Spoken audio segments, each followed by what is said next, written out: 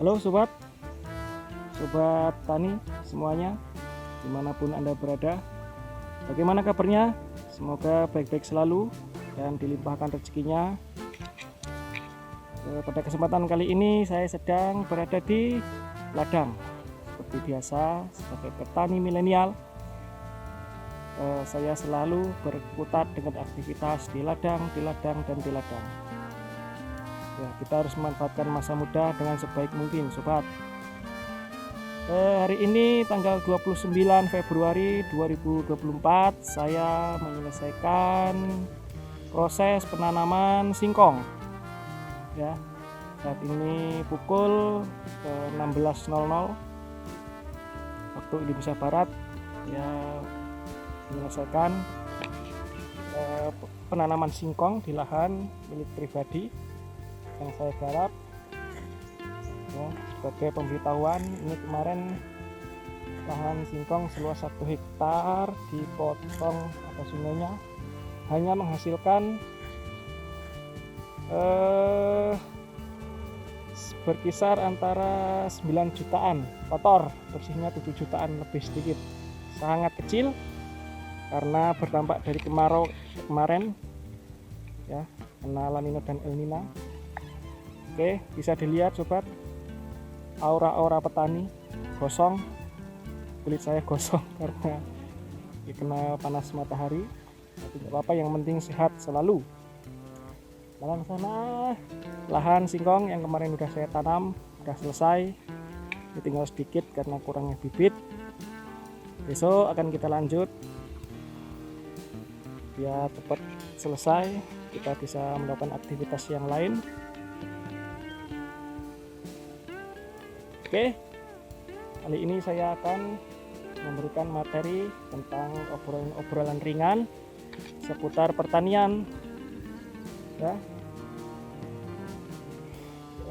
jadi begini sobat, pertanian Indonesia itu sebenarnya sangat menjanjikan karena ya kita punya banyak hal, kita punya kelebihan, kan tetapi kekurangan kita adalah kurangnya dukungan. Ya.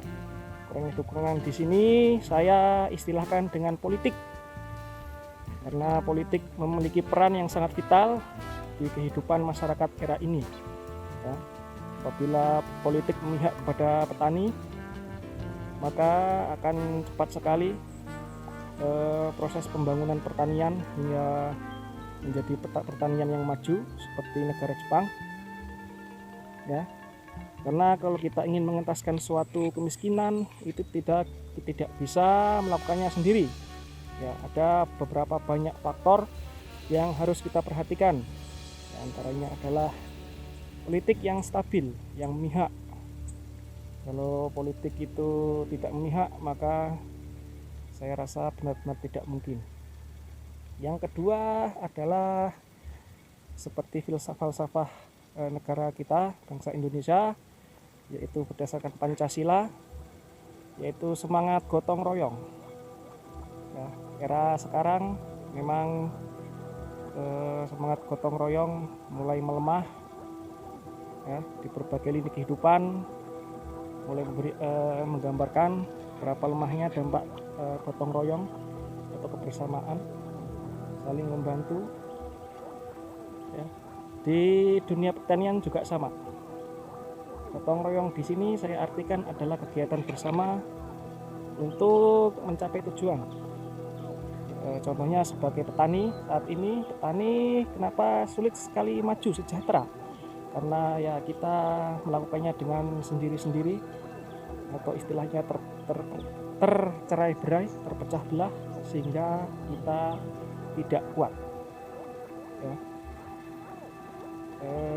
Andaikan kita bisa bersatu, para petani, misalnya petani singkong bersatu, karena pasti saya yakin ada banyak petani di luar sana, ya, walaupun itu petani singkong, petani karet, petani sawit, petani sayur, petani padi, dan mereka hanya menggantungkan kepada swasta. Contoh saya sebagai petani, dari petani kita mengelola lahan dengan modal sendiri, nanti hasilnya langsung kita serahkan ke swasta. Ya, otomatis swasta pun mengejar profit yang tinggi atau keuntungan yang tinggi, sehingga kita sepertinya selalu dipermainkan, apalagi masalah harga. Andaikan para petani mau bersatu, itu kita bisa bersama-sama mengakomodasi, membuat pabrik, dan kita memberikan harga yang bagus, yang layak. Kita juga bisa simpan pinjam di sana seperti koperasi. Nah, itu memang sulit untuk diwujudkan karena egosentris dari setiap diri masing-masing individu petani itu sendiri. Ya. Andaikan mudahnya kita sebagai petani kita mau bekerja sama, kita membuat platform online, dan kita membuka saham dari yang ratusan ribu hingga jutaan, hingga 1 juta maksimal, dan itu digotong petani seluruh Indonesia, maka saya yakin petani mandiri bisa membuat pabrik dan bisa membuat harga yang lebih bagus lagi, ya. Tuh, yang kedua. Yang ketiga adalah manajemen keuangan, manajemen lahan, manajemen diri sendiri, dan manajemen investasi. Ya, satu manajemen tapi ada banyak sekali cabangnya. Petani harus tahu dan petani harus paham, harus mengerti bahwa manajemen itu sangat penting, apalagi untuk para pengusaha di bidang pertanian, ya. Nah, kita sering menggunakan uang dan kita harus mencatatnya, jadi kita tahu pengeluaran dan pendapatan sehingga kita tidak rugi, ya, seperti itu.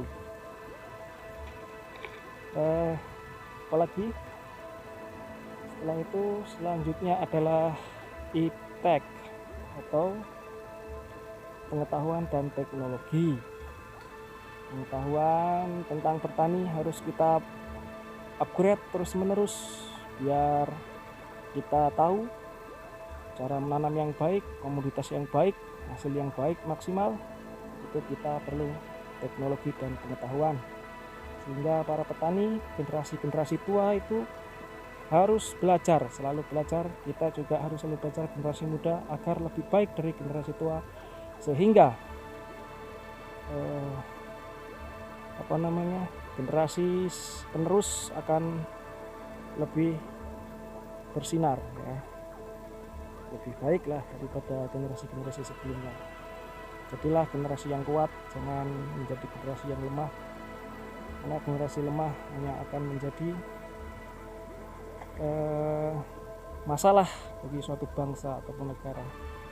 Kalau bisa kita berkontribusi yang baik untuk masyarakat, keluarga, diri sendiri, dan bangsa maupun negara.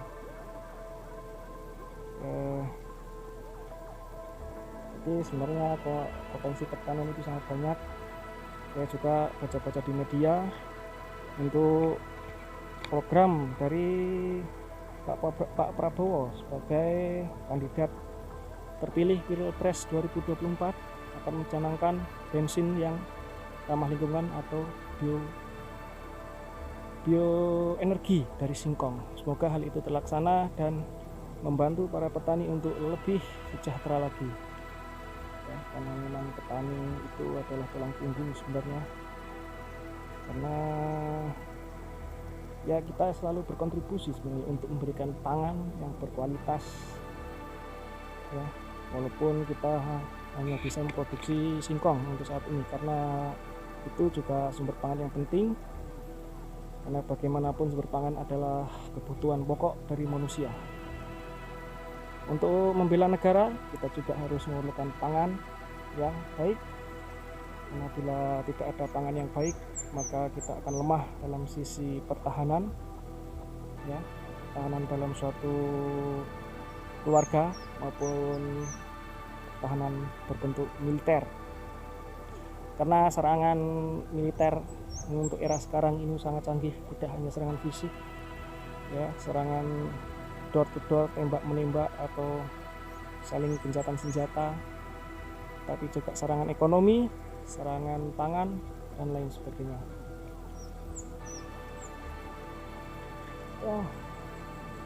Maka dari itu kita harus selalu waspada, selalu introspeksi diri, ya, agar tidak salah langkah, sehingga kita bisa mencapai tujuan yang kita inginkan. Oke sobat, itu adalah beberapa pemaparan dari saya yang seorang petani milenial di desa. Ada banyak lagi faktor-faktor lainnya yang perlu diperhatikan agar kita bisa mencapai tujuan dari petani yang sejahtera.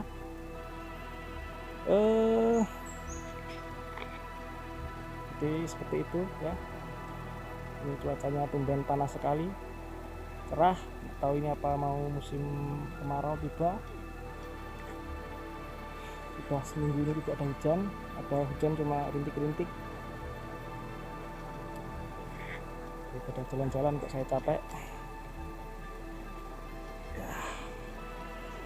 Ya seperti ini sobat, kita harus selalu melakukan yang terbaik setiap aktivitas yang kita lakukan, dan jangan lupa selalu bersyukur, karena apa yang kita lakukan hari ini, kita tanam hari ini, akan kita panen suatu saat nanti. Mungkin seperti itu sobat untuk dokumentasi dari penanaman singkong. Ini hari yang kedua. Nah, hari yang kemarin yang pertama ya kita juga ngobrol-ngobrol dikit tentang pertanian. Semoga bermanfaat. Saya juga minta dukungan kepada penonton semuanya untuk saling memberikan feedback, ya.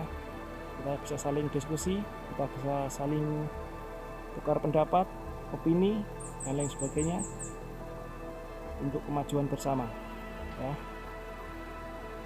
Terima kasih. Saya ingatkan kembali teman-teman, jangan lupa subscribe dan like, komen, biar kita bisa saling berkembang,